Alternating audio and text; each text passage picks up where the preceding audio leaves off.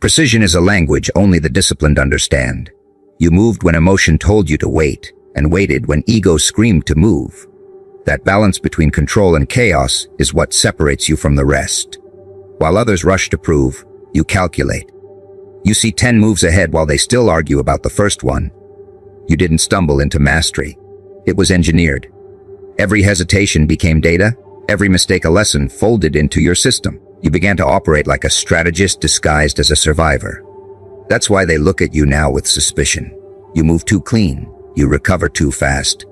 You know too much about timing, silence, and the human psyche. To them, you look trained. To you, it's simply evolution. You mastered something few ever do, the art of emotional detachment without losing empathy. You don't panic under pressure because you've lived through storms that taught you panic achieves nothing. You don't argue to prove intelligence because your results already do the talking. They think you're robotic, but you are simply efficient. You've stripped away wasted motion, wasted emotion, wasted noise. That's what unnerves them. Your precision reminds them of their own lack of discipline. They call it arrogance when in truth it's calibration. You have conditioned your mind to operate like a weapon, sharp but controlled. Every choice you make cuts with purpose. People forget that execution isn't about perfection. It's about control over chaos. You've trained yourself to act from clarity instead of impulse. You don't announce your moves. You let silence work as distraction. And by the time they notice, it's already done. That's why your presence confuses people. They expect noise. They expect display. But you move like someone who has seen real conflict, who understands that victory is quiet and survival is psychological. You don't chase validation because mastery is its own audience. That's what makes you different. You've replaced performance with precision. In psychology, precision is born from pattern recognition. Your mind sees what others overlook. You analyze before you act. You read micro-expressions, energy shifts, inconsistencies in tone. To them, you're guessing. In truth, you're profiling. You've trained your perception like a radar. You detect weakness, deceit, and opportunity faster than they can compose their next lie. And once you've mapped the pattern, you strike. Not with anger, not with ego, but with surgical accuracy. That's what terrifies them. They're used to messy opponents. People who overreact, overshare, overreach. But you are the opposite. You dismantle situations without breaking sweat, without raising your voice. The silence between your actions does the damage. You didn't get here by luck. You studied pain like an instructor studies his subject. You learned from failure, betrayal, and exhaustion. Each scar became a data point. You reprogrammed your instincts to move with purpose. Where most break under pressure, you become sharper. Because you learn that chaos is only dangerous to those who haven't trained for it. You have. You've lived through emotional war zones that rewired your reflexes.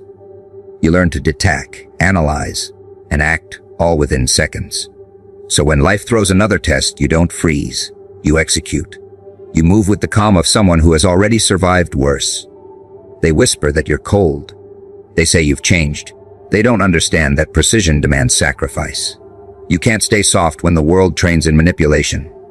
You can't stay reactive when every mistake costs peace. So yes, you became surgical. You cut away drama. You remove distractions. You learn to move alone if necessary. You don't crave approval anymore.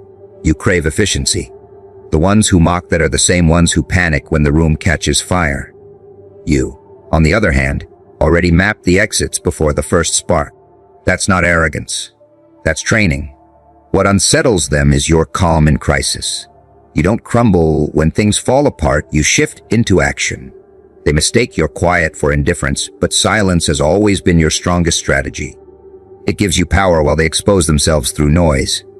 You watch, you calculate, you execute. That's why outcomes tilt in your favor. They think it's coincidence, but coincidence doesn't repeat. Precision does.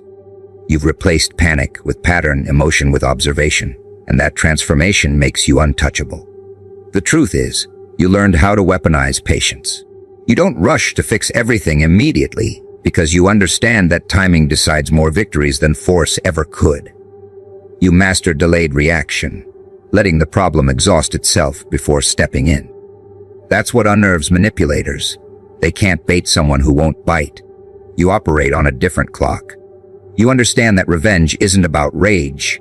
It's about rhythm.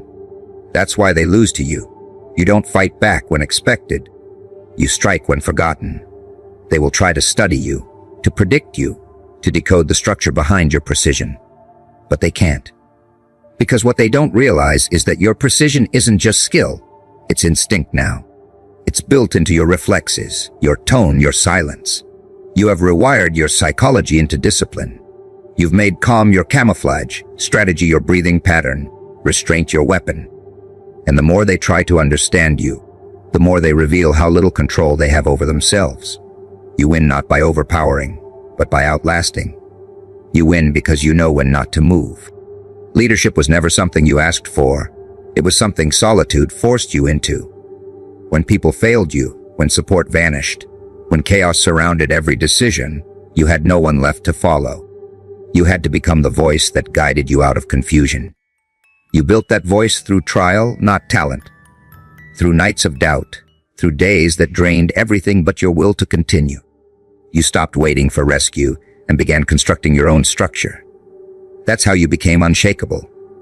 While others looked outward for guidance, you looked inward and found something sturdier than comfort. That self-leadership became your compass, and from that moment, dependence died quietly in your hands. They'll never understand how you built yourself in silence. They only see the confidence now, not the collapse that came before it. They see strength, but not the weight you had to carry when no one showed up. They envy your certainty, but never ask about the hours you spent arguing with your own doubts. You learned leadership by walking through confusion without a map. Every wrong turn taught you something about endurance. Every failure refined your instincts. You stopped needing direction because you realized leadership starts where guidance ends. When you made peace with uncertainty, fear lost its hold. That was the moment you started leading yourself. Not perfectly, but relentlessly. You learned that leadership is not about control. It's about stability. You became the person who could calm their own storms before trying to lead anyone through theirs. People think strength means dominance, but you learned that true power comes from internal alignment. You can't lead anyone if your emotions control you, so you trained yourself to think clearly under pressure. You learned to pause before reacting, to analyze before deciding, to listen before speaking. This discipline made you formidable. It's why people now follow you without you ever asking them to. They trust you because you command yourself. That's what they crave most. The steadiness you built in silence. In psychology, self-leadership is the rarest form of power because it demands full accountability. You can't hide behind excuses or blame. You can't point at anyone else when things fall apart. You have to face the mirror and own every outcome. That level of accountability breaks most people. It broke you once too, until you realize control isn't about perfection. It's about ownership. You started correcting your flaws instead of denying them. You became brutally honest with yourself. That honesty built structure. It made your mind a command center instead of a battlefield. Now, when challenges appear, you don't crumble. You coordinate. You plan. You execute. Because self-leadership taught you to treat chaos like strategy training. They used to mistake your independence for arrogance. They couldn't grasp that your silence wasn't distance. It was discipline. You learned that leadership requires restraint. You can't lead yourself if every word, every insult, every distraction pulls you off course. You mastered the art of letting noise pass through you. You stopped explaining yourself to people who lacked the range to understand you. That's why they gossip about your calm. It unsettles them. They expect you to break, to react, to need validation. But you lead yourself now, and self-led people move differently. You are no longer led by emotion. You are led by direction. That alone separates you from the crowd. Your evolution was never public. You weren't building an image. You were building a system. You turned routine into armor. You used discipline as your shield. Every morning you woke up tired but kept moving. You were teaching your mind who's in charge. Every time you faced uncertainty and still acted, you were establishing command. You learned to respect your own decisions instead of begging others for approval. And that consistency made you unbreakable. People follow you now because they sense that your steadiness isn't fake. It's earned. You can't fake structure for long. Eventually, The weight of real life reveals who trained and who didn't. There's something dangerous about a person who doesn't need saving. That's why they stare at you with confusion and envy. They don't understand that leadership doesn't begin with followers. It begins with isolation. You had to break down to find your core. You had to lose everything familiar to rebuild something stable. That process forged your mind into steel. Now you don't crumble when plans fail. You adapt. You don't wait for opportunity. You create it. The same pain that once humbled you is now the foundation others stand on when they seek your guidance. That is the quiet revenge of self-leadership. You turn suffering into structure. People will always try to project their insecurities onto leaders. They'll accuse you of being distant, emotionless, calculated. But they don't see that emotional control is what kept you alive when everyone else panicked. They call you cold because they confuse chaos with passion. You learned that emotion without discipline is destruction. So you stopped performing. You started directing. You became a strategist instead of a survivor. That transformation unsettles them because it holds up a mirror to their lack of control. But leadership is never about comfort. It's about clarity. You built that clarity one decision at a time. Leadership also taught you solitude doesn't mean loneliness. It means freedom from manipulation. You no longer fear isolation because you turned it into your training ground. You know who you are when no one is watching, and that self-knowledge is a weapon.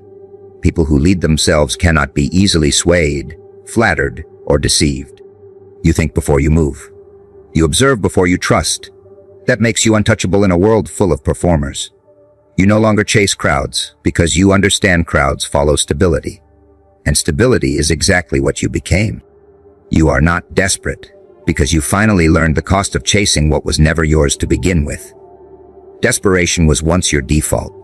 It made you say yes when you should have walked away, made you beg for clarity from people who thrived on confusion, made you shrink yourself to fit places that were never built to hold your truth. But the suffering taught you something irreplaceable. It showed you that desperation is not hunger, it is blindness. It makes people crawl when they could walk, apologize when they did nothing wrong, and call it love when it's really dependency. You killed that version of yourself the day you realized peace is more valuable than attention. You stopped trying to convince people to see your worth and started making them feel it in your absence. That was the moment desperation died and power was born. They don't understand you're calm now. They mistake it for arrogance. They think silence means indifference, when really it's control. You don't chase anymore, because you learned that anything that needs constant convincing will never last. They used to watch you overextend yourself, just to prove you were enough. Now they watch you leave before the begging starts. You don't stay where you are tolerated, you move where you are valued. That shift terrifies them. Desperate people are predictable. You once were. But now, you've become a mystery. Your detachment unsettles them because it removes their favorite weapon, your need for approval. You no longer feed them energy they didn't earn. And the hunger that once controlled you now fuels your discipline. You are not desperate because you learned the power of restraint. The world tells you to chase, to rush, to cling. But real strength lies in waiting. You've mastered patience not as passivity, but as strategy. You understand that what is meant for you does not need to be hunted. It needs to be prepared for. Desperation moves in panic. Wisdom moves in precision. You no longer jump at every opportunity, relationship, or promise. You observe, you assess, you measure energy before you engage. That is why your presence now feels dangerous. You act with purpose while they still act with fear. You are not unreachable. You are selective. And selection is the highest form of self-respect. They used to think you needed them. They used to feed on your longing, your eagerness, your desire to belong. But you built your own table. You filled your own cup. You found nourishment in solitude. Now their power over you evaporates because you no longer look to them for validation. The same people who once played savior now look small in your sight. They crave the version of you that begged because that version was manageable. This one is not. You are calm in your own company. You are focused when others fidget. You are comfortable in silence while they drown in noise. That difference is what separates those who are free from those who are still addicted to being needed. Psychologically, desperation is a symptom of self-abandonment. You once thought love and belonging came from proving yourself useful to others. But you've reclaimed that energy. You discovered that self-respect feels cleaner than validation, that solitude feels lighter than forced connection. You became your own source of stability. That shift changes how you breathe, how you walk, how you speak. You no longer enter rooms hoping to be liked. You enter to observe, to evaluate. You give energy like currency now, and only where it multiplies. You no longer confuse empathy with self-sacrifice. You've learned that people who truly value you don't demand your desperation. They rise to meet your calm. Desperation dies the moment you stop needing permission to exist. You used to ask, am I enough? Now you know you are with or without approval. That knowing doesn't make you cold. It makes you clear. It makes your boundaries non-negotiable and your silence sacred. They used to think they could guilt you into breaking your own rules. Now they can't even find the door to your energy. You've locked it from the inside. The same people who once tested your patience now feel powerless against your peace. Because when you're not desperate, manipulation fails. Control loses oxygen. Guilt becomes meaningless. You become the mirror that reflects their weakness back to them. They will call you detached. They will call you selfish. They will say you've changed. And they'll be right. You changed because you had to. You stopped pouring love into black holes. You stopped auditioning for spaces that never saw your value. You stopped mistaking chaos for passion. And when you stopped, they panicked. They depended on your desperation to feel superior. Without it, they face themselves. They see how little they bring to the table once your attention is gone. That's why your calm haunts them. It exposes the truth that they never had power. You gave it. And when you stopped giving, they had nothing left to take. You are not desperate because you've learned that real power is quiet. You don't need to prove, persuade, or perform. You've mastered emotional minimalism. Saying less, reacting slower, moving smarter. Your energy is no longer scattered across people and situations unworthy of it.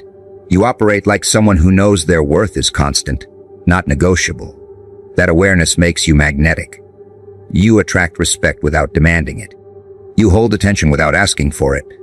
That's the paradox they can't grasp. Your detachment creates desire. Your calm draws more eyes than your chaos ever did. And in that stillness, you reclaim command over your story. They thought they could replace you easily. But desperation is what made you common before. Absence made you rare. They realize now that what made you powerful wasn't need. It was your ability to walk away. You don't fight for a seat anymore. You build your own arena. You don't crave acknowledgement. You let results speak louder. And every step you take without them rewrites the balance of power. You no longer live to be chosen. You choose. You no longer live for inclusion. You define the circle. That reversal changes everything. Because when you're not desperate, no one can bargain with your value.